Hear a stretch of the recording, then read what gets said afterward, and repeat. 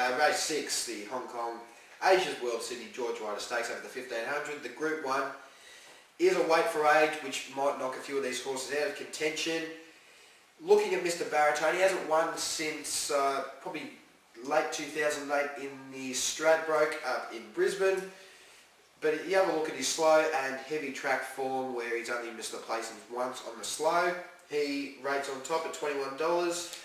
My favourite horse, Walking or Dancing, bit hard with 59 once again, but he will be taking a Doncaster trail.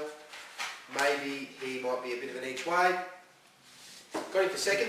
13, Palazzo de Crystal was a huge run last start, settling back and should flash home for third maybe.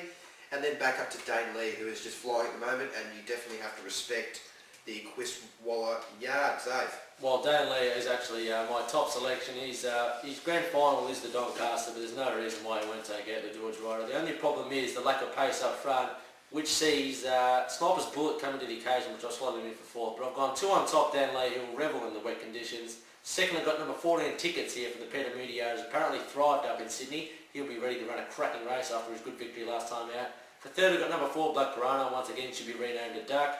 And number 3, Sniper's Bullet, he'll go up on the pace. With Nasrallah, he'll get him going a long way from home and give him something to catch. So I've got 2, 14, 4 and 3 for the George Ryder. Not too happy you've left out 2 of mine there, Baritone and Walking or Dancing, but that's alright. Moving on to... Cannot win. Oh, well, we'll see. Moving on to race 7, the big one for the day. One of the biggest races in Australia, if not the world. The Amy Golden Slipper over the 1200 metres, the Group 1. One of the most open races on the day, and I tell you what, it's going to be hard to pick a winner, but I'm going to have to stick with Crystal Lily. Got barrier 1, will definitely go forward. Got her 13s a few weeks ago, so we're hoping that she will get up. Big collector, 13. Yeah, I'll tell you what, that'll be very, very nice. Back to every single start of her career, picked her out quite early on, it's quite a good horse. Got her on top. Ahead of number 6, Military Rose, she is just absolutely flying. Stathy Concedi's had a big rap on her this morning after track work. 5 starts, 5 wins, really speaks for itself. Got her second, she's a favourite at the moment. Back up to number 1, Bright Expectations. Gabe Waterhouse was absolutely spruiking him after his last start win, $5.50 for him. And down to number 4, Benetto, who should not be written off. Forget run last start, was a bit disappointing, but a chance again with Michael Rod on board, and I tell you what, he could ride a pogo stick at the moment, Michael Rod. He's in pretty hot form. Absolutely. I reckon Craig Williams also in fighting form at the moment. A decision time from the Clara Connors yard is just a professional racehorse. As a 2-year-old, he doesn't have much more to learn. He's a great horse. From barrier 2, he's going to be just off the speed in the firing position, and his run last time out was just collared late by Masquerado. It was absolutely superb. And I tell you, if Masquerado was in this race, he'd be close to favourite. So I've got number 3 on top, Decision Time, to just get home late. From number 6, Military Rose, a logical favourite, who's done everything right. Just can't really knock her, but I reckon Decision Time probably had just a slightly preparation. Number 4, Benetto, like Joseph said, total forget run last time out, and absolutely slaughtered out 3 wide. Give him another go. And for fourth, I've thrown in the 15, More Strawberries, who's been pretty heavily backed during the week, but it's been a while since a maiden's won the slipper, and I reckon she can run on well for 4. 3, 6, 4 and 15 for the feature of the day, the Amy Golden Slipper. Moving on to race 8, the Maya Tulloch Stakes over the 2000. Early scratching of Kidnap, number 1, Peter Snowden, Kieran McAvoy is out, would have been rated as a very good chance. Nevertheless, Kidnapped is scratched from the equation, which leads me to side with number 6, Lentini, Anthony Cummings, Glenn Schofield. Only 2 lengths off Tickets, and I've left Tickets out of my selections. Nevertheless, Lentini looking good at the $8, will be one of my bets of the day. Got it on top, ahead of number 7, Shabadashing from the Patnack Farmyard. Really Shabadashing.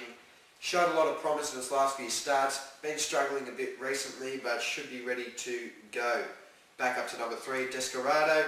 Gabe Waterhouse might take out the Golden Slipper, so you'd be looking for her to have quite a big day out.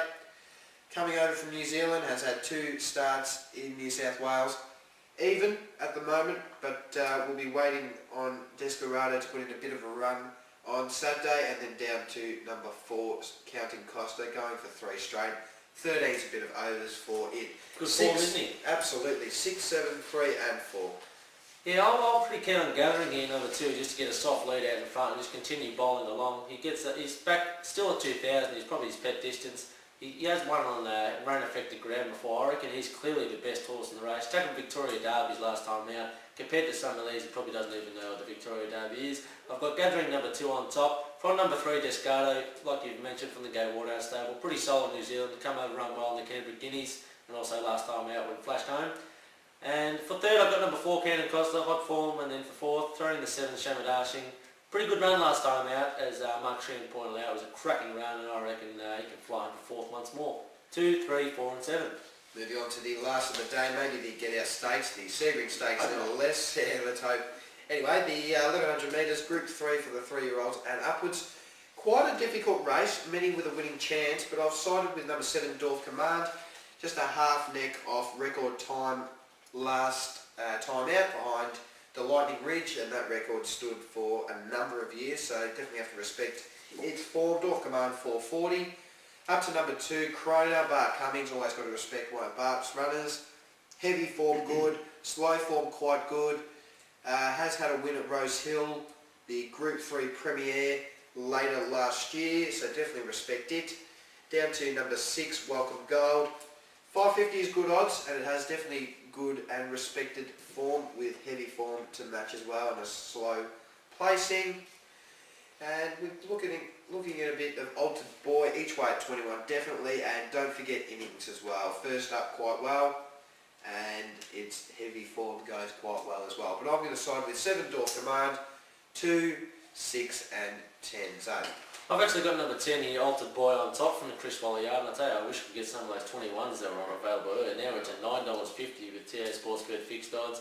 Another mudlark who absolutely flies fresh. I've never seen a better fresh horse than this boy. Doesn't matter whether he's on the rail, he'll just flash home along, and he'll probably fill a placing at decent each way odds, but I reckon he can go one better and win the race today. I've got number 10 on top here, Altered Boy. From number 2, Krona, hasn't been going as well as he can, but he's another one who loves the wet and he'll improve into the placings today. Number 3, Swift Alliance. Just a slight query on him at the 1100 metres today, as he's a grand 1200 metre horse. He can fill the placing. And for 4th, I've got number 8, Flushing Meadows, who can improve today. He's 3rd up from his spell. He should be ready to fire. And with the wet track, he should be one to fill another placing at pretty big odds. I think he's about $41 on the fixed odds at the moment. So gone 10, 2, 3 and 8. well, if Flushing Meadows wins, I will give up on racing for the rest of my life. I forgot to mention, Dorf Command in that race is my lay of the day. She will not get near them if the track is slow or worse. Well, if punters want to come up to me, they can have $141 with Flushing Meadows. Anyway, concluding of the day, nominate my best each way of the day, race 6, number 10, Mr. Baritone. Hopefully he can break that long drought of his. I think the conditions will suit. You can definitely want to back him. Best roughie at the $8 mark, Lentini in race 8, number 6. Should go well, especially with the kidnap scratching. And best bet of the day, well, it might be your lay, but it's my best bet. Race 9, number 7, Dorf Command, 440, brilliant odds. Just missed the record time last start. That's how I see him for what will be a brilliant day. So, I just can't wait for it really. Good Friday is probably one of the most boring days of the year, but I tell you, you've got the whole day to study the form and find a good lay of the day, such as Dorf Command, who simply will not get near them. She's my lay of the day, Dorf Command. My best each way of the day comes up in race 7. It is number 3, Decision Time. At $26, you're looking to get probably about $5 a place. If it does fill the drum, you'll be a very happy man, just like I will. Best roughie of the day is in the last, Flushing Meadows. He's giving me 141. I'll be running to you. And the best bet of the day comes up in the binary start is Mirasalo. Probably $18, best bet of the day. You'll be getting some of that. So best bet of the day, Mirasalo.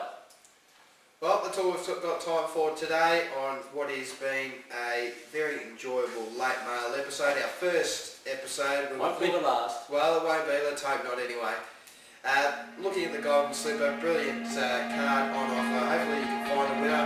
So, thanks for joining us. Thanks, Joe. Appreciate it. Good to have company and hopefully